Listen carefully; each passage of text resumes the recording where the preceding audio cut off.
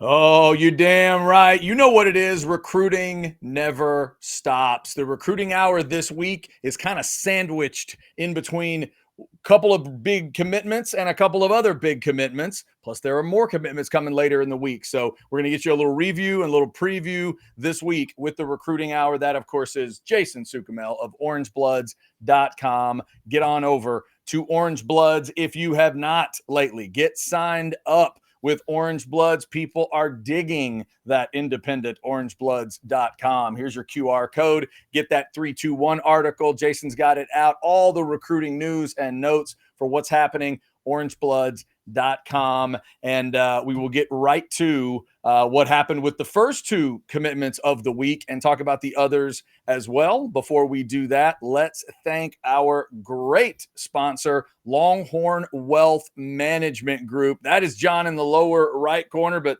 there's John in a little different spot. Got the Longhorn there as well. Big shout out to Longhorn Wealth Management Group. A proud Texas X's life member is John. We told you his 6 siblings are Texas folk. He married a Texas girl. They're all Longhorn through and through. They're excited about all this recruiting news that's coming out, and they're really excited that we're less than 60 days from kickoff in Columbus. And remember, they want to get you a free 90-minute private consultation with John. You can learn how working with a certified financial planner like John can help you maximize your wealth, minimize your taxes, and ensure your legacy. So you can call John and the Longhorn Wealth Team at 972-707-4900 or go online to longhornwealth.net. And thanks to John and his group for being a great sponsor for the recruiting hour. All right, Jason, we started off with the Tuesday commits. One was well, you know, we try to be about the truth here on the recruiting hour, and sometimes it goes your way, and sometimes sometimes you're the windshield, and sometimes you're the bug. Whatever your analogy is, this week did not start the way Longhorn fans wanted it to, but we'll go over it nonetheless. We'll start with a legacy, a double legacy. Folks were hoping that mattered, but in the end, Jason, for Jalen Lott, that did not matter. It did not. He committed to Oregon on Tuesday early afternoon, as we kind of predicted and expected. Texas was involved there. Southern Cal was involved there.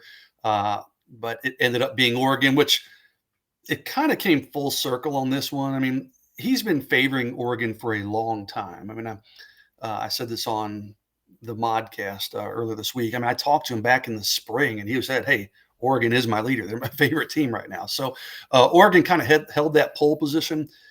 You know, USC made some noise late. Texas really did surge in this thing when they started recruiting him as a receiver rather than a defensive back.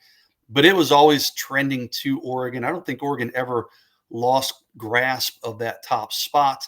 Jalen Lott ends up committing to Oregon on Tuesday afternoon, as we said. You know, it's a big loss for Texas because he's such a dynamic player as a receiver, as a defensive back, if that's the route he ended up going, as a return guy, high character kid too. So, you know, sometimes you got to just tip your cap and say, hey, man, good pickup by Oregon. But, yeah, that's a little bit of a bitter pill for Texas to miss out on Jalen Lott. Like you said, a double Texas legacy. Yeah, and for Jalen Lott and some of the other guys out there, for those of us who really want a good show, Jalen Lott laid the hats down in front of him, and instead of choosing the hat, it's a new little trend, use something else to make the pick. He stood up with his mom, and they unveiled like a picture, like a drawing that had been made of him, you know, almost like a comic book kind of superhero thing of him sitting in a chair in Oregon gear and everything. But Jalen, keep the microphone to your face so we can all hear you. We need a big presentation here. This is your big moment. We don't need for the next 3 or 4 years. No. For the next 3 or 4 years, right here. Keep it right here so we can hear. I'll say this about Jalen, though, and the other Tuesday announcement we'll get to. Both of them class kids. They both were. Thanked the schools that recruited them, the coaches.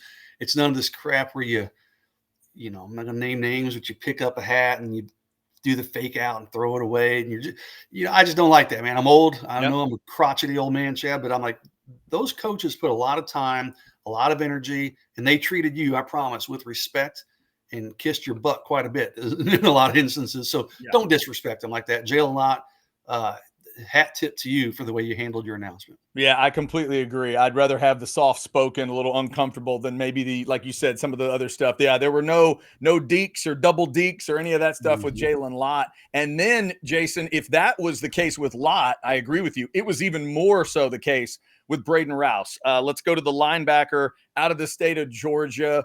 Just side note, that Kell High School logo from the state of Georgia is pretty badass. I was hoping it meant Longhorn to Longhorn or Bull below, whatever.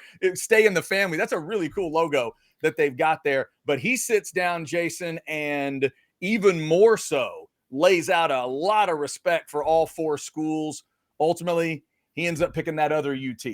Yeah, Tennessee, Texas, Michigan, and Alabama were the 4 finalists. As you said, he had a prepared script and very complimentary and thankful for all 4 schools and the coaches that recruited him. So you like to hear that. But he ends up going to Tennessee, and that one kind of threw me for a little bit of a loop, Chad. I mean, he visited Texas the first time in April, first time he'd ever been to Austin on a campus, and it went really well. Okay, so Texas really surged up there. Maybe some people thought maybe Texas became the team to beat. Well, Tennessee was always lingering there. He'd taken multiple visits to Tennessee. He took his official visits to all 4 places that I mentioned. Mm-hmm. Tennessee did get the last visit, okay, but there were just some, I don't know, maybe I misread some cues, but I thought Texas had a real shot at this. And I think they did have a shot, but ultimately, sometimes you just got to pay attention to where guys visit, where they visit the most, how often they get to these places, who gets the last visit. Ultimately, it ended up being Tennessee, which was a school most people thought was leading here coming down the stretch, maybe over the last couple of months because he made some visits there. Obviously, his official visit, and he made a couple other visits there in the spring. I think Texas didn't offer him till January. They just got in a little late. They did a really good job. I think if I was to ask Braden Rouse, he'd probably tell you Texas finished second, and it was a pretty close race. But this is a young man who, we mentioned he was respectful in the way. I mean, this is not a fly-by-night decision by Braden Rouse. If anybody watched the announcement, they heard his coach talking about how much homework this guy does before he gets to the field. Well, even on his official visits, he said he would do a list of each school before he visited them and do like 1 to 10. He'd rank the things that are important, academics, relationships, whatever. And he'd rank them from 1 to 10. And then he'd come out of the visit and he'd re-rank them, and he just compared. So he really had a system, he and his family, how they went about this thing. And Tennessee just ended up coming out on top. Again, he did visit Tennessee the most, so that was kind of a sign that we could have paid attention to. But I thought Texas had a chance to maybe kind of steal that one late. And I did predict in my 3-2-1 column, I said, I'm going to predict Texas to win this one. Not because I had any intel that said, hey, Texas is going to win. But I was like, I've been reporting a lot of bad news lately, so I'm going to try to just pick Texas to win this one, even though nothing that I'm hearing is indicating it's going to be Texas. I was like, well, let's just throw it out there for the hell of it. And I said as much. I was like, I'm just going to try to pick some good news and will it to fruition. But all for naught, Chad. He's a Tennessee Volunteer. Yeah, going with Tennessee. He had 4 hats laid out too, and he put on a light up chain with a big old block like T with the thing and the lights coming out of it. So, but like we said, a respectful decision. He then grabbed the Tennessee hat, but there was no, throwing away of other hats. He named off coaches. He named 4 coaches on each staff at least. He named Nansen. He named PK Sark. He named Chris Gilbert at Texas. Yeah. So yeah, he named at least 4 for Texas. Yeah, real respectful kid. But so Texas does not get either of these first 2 guys, at least now, with a commitment on the Tuesday, Jason. So now we're coming up on 2 guys on Thursday, 1 on Friday, 3 on Saturday. Before we dig into these 6 names specifically, now that it's 0 for 2 for Texas in these first couple, what's your gut on this? What does it need to be in these 6 to have that feeling that Texas fans want? Is it half, or is it like 4 out of the 6? What are you looking at? Oh gosh, they're not getting 4 out of 6. They're not getting half, Chad. If Texas gets 2, I think you should be celebrating if you're a Texas fan. I mean, it's more likely they go over than it is they get 2. Wow. Okay. Yeah, it's we are in a weird run right now, and I mean, I know our fan base is watching, and I'd love to sugarcoat it, but and that's not to say that Texas hasn't had their wins. I mean, you can't forget Turrentine and Lucy and Richie Wesley, for Pete's sakes, for my money, one of the best players in the country, regardless of position. Yeah. Yeah, so I mean, those are great wins, but Texas has taken a lot of L's too Yeah. over the last couple weeks. I'm looking at my list. I mean, Caden Finley, we mentioned the two today. Bryce Perry Wright, Felix Ojo, of course. We've talked about that. Trenton Henderson, Kendall Gerville. These are all July announcements that have not gone Texas's way. Yeah. Now we got more coming up, and I think Texas has a chance in a couple of them, but they're fighting an uphill battle in most of them. All right, we're going to talk about those two big defensive linemen on Thursday after we give a little love to Specs. Specs sponsors the chat during all the live shows, and they got great stuff going on all summer, and they have cool spots. Check this one out. This summer, when the sun scorches and sanity is one sweat beat away from collapse, a hero rises. Specs. Your cathedral of cold cans, your oasis of cool. Never boring with Specs. That's why we love them. We love them. Get all stocked up. All right, Jason. So Thursday, it's a couple names Longhorn fans have been waiting on. It's one that I've specifically been interested in because I've said it. To me, Jamarion Carlton is Texas until he's not. I want to hear him clearly state anything but Texas. This is the Temple guy, and I know there's others in play here. So as we get closer to Thursday, I'm feeling like you may have something that leads you away from Texas. Where's this headed as we get towards the finish line? Yeah, his official list, he's down to 4. It's Texas, Texas Tech, Baylor, and LSU. Okay. And this one, kind of the talk this week, has more of a Baylor feel to it. Okay. Yeah, and it's kind of got a Texas Tech situation to it, if you will, with the Felix Ojo deal, where Texas Tech just came in and won that one with a big NIL offer. Well, Baylor's being ultra aggressive in this one with Felix Ojo. Texas is trying to chip away here as we close in on that decision on Thursday late afternoon. But right now, I would put Texas behind Baylor, maybe still above Texas Tech is what I've heard. But I think Baylor is a team that's trending in this one as Jamarion Carlton gets ready to make his decision. And that's a big shift, okay? I mean, he did take his Baylor official visit. It was the last visit he took, in fact. But nobody's really talked about Baylor throughout this deal. It's been Texas. There's been some LSU buzz. Texas A&M for a while was a major player. That kind of went sour after he visited Texas. Texas Tech has been hanging around. And when the Felix Ojo thing happened, people were like, uh-oh, watch out for Texas Tech in this one. Nobody's really talked about Baylor, Chad, until this week.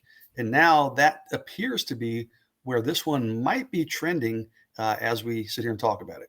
Boy, that is wild. And unlike with Ojo, obviously you get in a car in Mansfield and drive to Lubbock, you've driven a ways. But the one thing we did always bring up when we talked about Carlton in terms of a Baylor visit, and I remember you mentioning, like, if nothing else, the geography of that, you got to kind of respect if the family's all about, well, we're in Temple and it's Waco, obviously that, but if you could put together some kind of a package that, that attracts him the way Tech attracted Ojo, maybe it's going to be a little too good to say no to. That's going to be interesting to see if that's where it ends up. I keep hoping for Texas fans that it's going to end up being the Longhorns, but I don't know.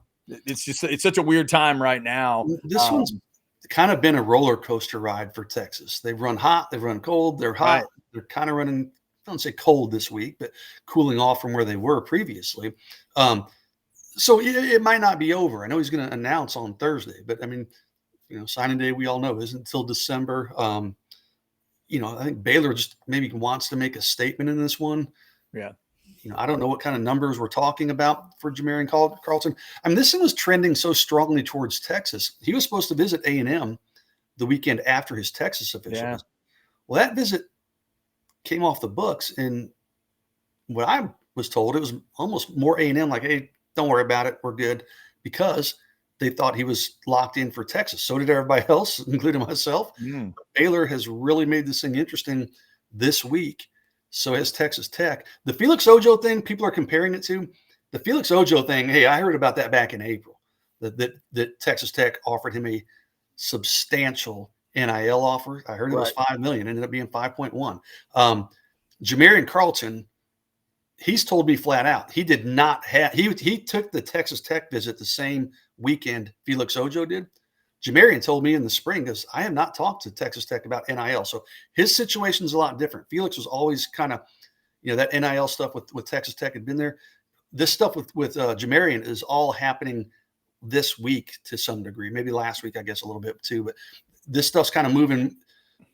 Felix Ojo thing didn't take the late turn everybody thought it did. Okay, we learned about Texas Tech being the leader on Tuesday of last week. He committed on Friday, right? Friday the 14th. We learned about it on Tuesday, but I think the wheels have been in motion for a long time. Jamarion Carlton, people are saying, oh, it's the same thing. No, I don't think it is. I think Jamarion is taking some late turns, and right now the most recent turn has been towards Waco. Just a clarification here, Jason, for the recruiting nerds. When you're talking about Carlton, so you're saying that it might have been he visits Texas and loved it so much that the Aggie end of it might have been like, hey, you know what? Don't worry. For you, is that the opposite from the KJ Edwards thing? Was the KJ Edwards the player that made the choice not to visit the second school? He made the choice. I'm sure he was. Or was it also maybe a little of a bit of Texas saying, hey, man, we heard you really dug the Aggies? Like, nope. No. Texas wanted to bring him in. A&M said, hey, we want you to commit. We don't want you to take that visit. We're going to make it worth your while to go ahead and commit and cancel that visit. So, gotcha. Okay. So Jamarion Carlton will make his decision 4:00, by the way, on Thursday. We, of course, debut this show 10 a.m. on Wednesdays. So if you're watching at that time, it's going to be coming up on Thursday. If you're checking it out early Thursday, it's going to be 4:00 that Carlton will make his decision. Now, earlier in the day, Jason, it's another guy that I've had thought of as one school until he proves me wrong, and it is Lamar Brown. And I'm sorry, I'm falling for the high schools in Baton Rouge. I can see Mike the Tiger from my geometry class. He's LSU till he's not for me. Where does this sit for you right now? I think you might be in for a surprise on really? Thursday. I think your Aggies are going to get him, Chad. Is that right? I do. I think your Aggies are going to get him. Texas made they made a real strong, very late run. Alan Clark got kind of involved. Yeah. They got him on campus for that official visit. Let me tell you, he liked his Texas official visit so much, he almost came back the following week for a midweek visit. Right. And there were some guys that hung out with him on that visit that came out of that weekend saying, that dude's going to Texas. Yeah, I remember you saying that. Yeah. So, but then you always had the A&M visit and the LSU visit to follow. So I was like, okay, I know what you're saying. So Texas has a chance, but we got two other visits still coming up. Let's see what's said after those visits. Well, he visits A&M, and he actually, if you remember, he briefly canceled his LSU visit, which was for June 20th. It was the weekend after A&M. But his agent came and said, no. We're going to go ahead and take that LSU visit. Okay. So, and he's said a lot of things that make me believe, and I think others, that A&M is going to be the choice on Thursday afternoon for 5-star defensive tackle Lamar Brown. So this has been a tough week for Texas fans. Again, celebrate the wins, but you can't ignore the losses. But A&M could be in for a big week if this thing falls the way I think it might. Yeah, and if he does fall that way, Jason, there's an extra layer that I would add in, because as we've discussed Lamar's situation, when we get to the season and it comes to those possibilities of bringing recruits in for certain games, LSU hosts A&M this year. Mm. So the next goal for Mike Elko, if he got this commitment, would be, okay, you can't be anywhere near Tiger Stadium on, I think it's October 25th. You can't be near it. You can be at home. You can be within. Don't you dare walk into that stadium if you're going to commit to A&M. That's going to be wild to see, man. I'm going to give LSU the opportunity to get all the way to the finish line on this one, because it is so right there with him being from Baton Rouge. Yeah, you're probably smart. I mean, I talked to someone when Texas first kind of started picking up some steam and got in this race. I said, "What's the story here?" And someone who I trust, and they're like, "Dude, I don't care where he commits. He's going to LSU. In December, it'll be LSU." Yeah. So the expectation is that he may commit to A&M on Thursday, but there's also an expectation that LSU might eventually still win out. Yeah, I know one of the things Jeff Ketchum likes to talk about with Sark is that he and his crew like to chase towards the end instead of defending. It really does feel like A&M is going to be defending some big time names, KJ Edwards and maybe a Lamar Brown, not to mention some of the other guys they have. Mm-hmm. So we'll see. Thursday at right after noon is when it's going to happen with Lamar Brown. 12:15 is still what you got, Jason? 12:15 is what I still have. Yeah. You know, it's you love the early recruiting success, right? If you're Texas A&M, right? But then you are the hunted. So I mean, you got to kind of deal with that aspect of it too. But you know, personally, and I know Texas fans say, "Oh, hey, don't worry, Texas will flip them. Texas will do that, this, that, and the other. They'll be fine, and they will be fine." But to me, you'd rather be in the position of having those commitments early and wanting to hang on to them. I think that's a better position than having to count on flips that may happen, but there's no guarantee in those. And also, Jason, before we get to this next name, I want to ask you, in general, do you have the notion that maybe the early commitments are going to feel more solid now? Like with Ojo, something gets out about he signed a deal at Texas Tech. That sort of makes it feel closed to me, but I guess somebody could come in with an offer that makes him sign something else. I don't know how all that works. For you, is it still kind of a, hey, let's wait till December, or do you feel more of a necessity now for teams to get these things figured out in July or August or whenever the kids want to do it? I do think it's going to be harder to flip some guys, and I'll explain why. Some of these schools are making these NIL deals, and these guys are getting basically some upfront money. Okay. Right. So like, what are they going to do? Hand that money back over, pay them back if they flip. But you know what, Chad, there's still so many unknowns. I mean, recruiting may look a heck of a lot different by December than it does right now. I mean, it's only 5 months away, but true. People are going to challenge some of these NIL deals and salary caps. And I don't know where I talked to people late last week about some of these announcements coming up, people who are directly involved. Okay. Mm-hmm. Even they're like, dude, we don't know what the hell it's going to look like in 6 months or 5 months. So nobody's panicking. I can promise you that. But like, my gut tells me if Felix Ojo already has a deal signed, if Mark Bowman already has a deal signed, if Jalen Lott, he may or may not, but if he already has a deal signed, it's going to be tougher to flip them if they've already taken kind of at least a portion of that NIL money up front. Because, some schools behind the scenes are saying, hey, commit to us today. We'll give you whatever, 30% of your NIL. Okay. And then we're going to pay you monthly. And then when you sign, we'll give you, the whole kit and caboodle. So it's hard to predict. It's hard to know, but my gut tells me, yes, it's going to be harder to flip guys. But other people said, hey, no, they think the opposite.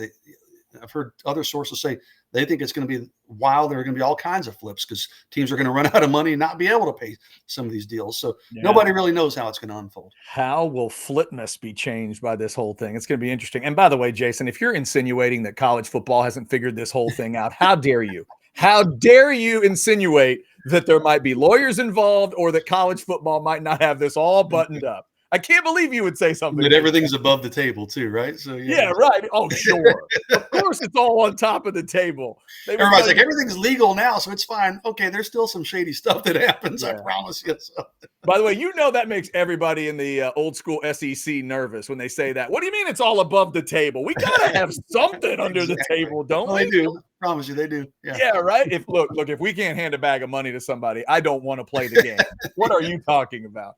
All right, Jason, let's move on to Friday. Big time cornerback is going to decide. Samari Matthews, great name, great player. He's trying to decide between Texas and I believe another SEC school.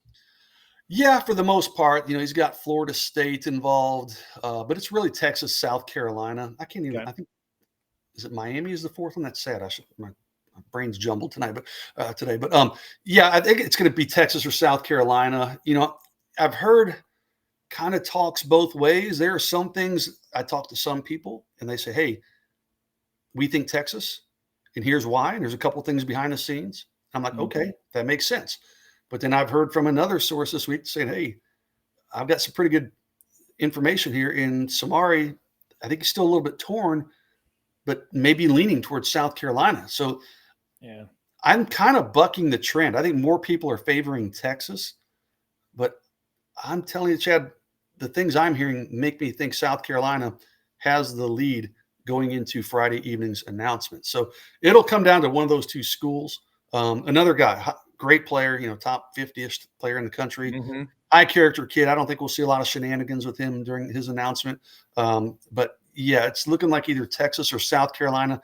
Still a little bit of mystery in that one. We're going to be watching that one closely as we roll up onto Friday. But the thing that I heard, and it's kind of a unique source, so maybe it's different than what other people are hearing. I understand that. But this same source helped me on the Felix Ojo thing, and we were out in front of that story, right? Yeah. This same source says, hey, keep an eye on South Carolina. But the person said it's not settled yet. Right. That's where things might be tilting a little bit. This was earlier this week. Yeah, there's a lot of reasons why you might respect South Carolina in this discussion. The kid is at a North Carolina high school. So that's a one thing, geography sometimes we talk about is kind of hard to fight. I don't care where he lives in North Carolina. That drive to Columbia is a lot shorter than the one to Austin. Like, we know that going in. So we'll see what happens there. But it's interesting. I see him listed as the number 3 cornerback in America that's trying to decide on Friday. So that's a 6:00 decision, if I'm not mistaken. 6 in my notes. I need to double check. I believe it's 7 Eastern, 6 our time, but I need to double check that to make sure it's not 6 Eastern, 5. But I'm pretty sure it's 6 Austin time, Central. Okay, so, and like Jason said, unless that's a shocker, it's going to come down to 2 SEC schools, Texas and South Carolina, for Samari Matthews. All right, Jason. So then on Saturday, we've got 3 more names that will commit. And I love all these names, but I really love the name Hezi Kent.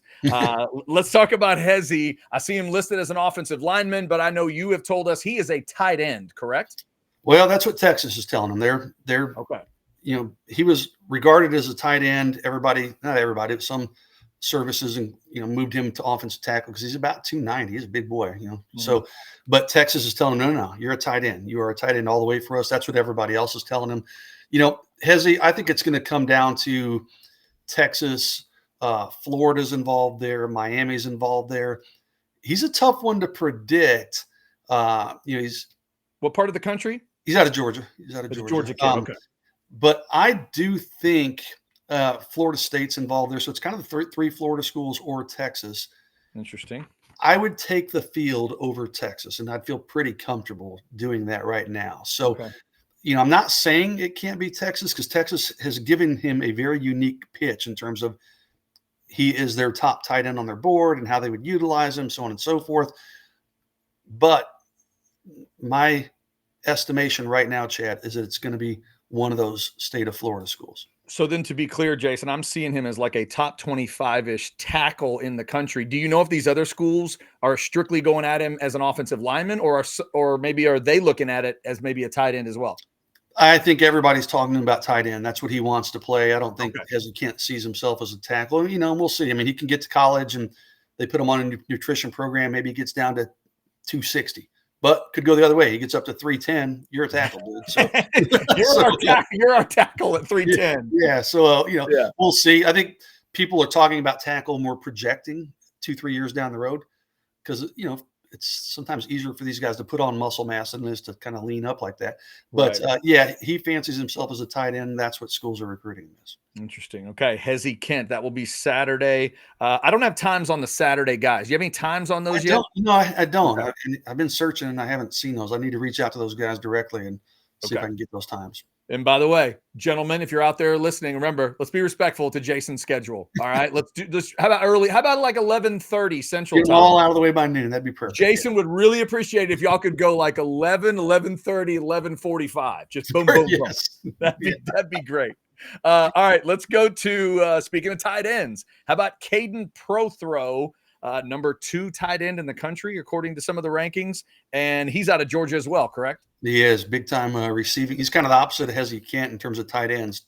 Caden's more almost like a receiver, if you will, big receiver, pass catching tight end. But another guy out of Georgia. I think with that one, I think Texas gave him a lot to think about. Okay, I talked to him after his official visit. Obviously, Texas can sell him on playing time. pretty early playing time. But most of the buzz there, Chad, is with Georgia, him staying in state. I mean, Alabama, Auburn, Florida, they're all involved.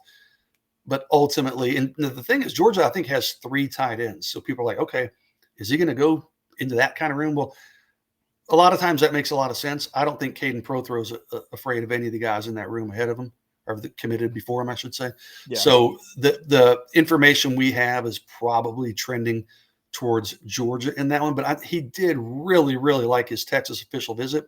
You know, Texas has some other tight end irons in the fire. They're kind of waiting to see what happens this Saturday. So Texas thinks they have a chance. Okay. Otherwise, they might have taken another commitment from another player at some point. But they're kind of waiting to see what happens Saturday. So, I mean, Texas feels like it has a chance here. I think it'll probably wind up going Georgia's way.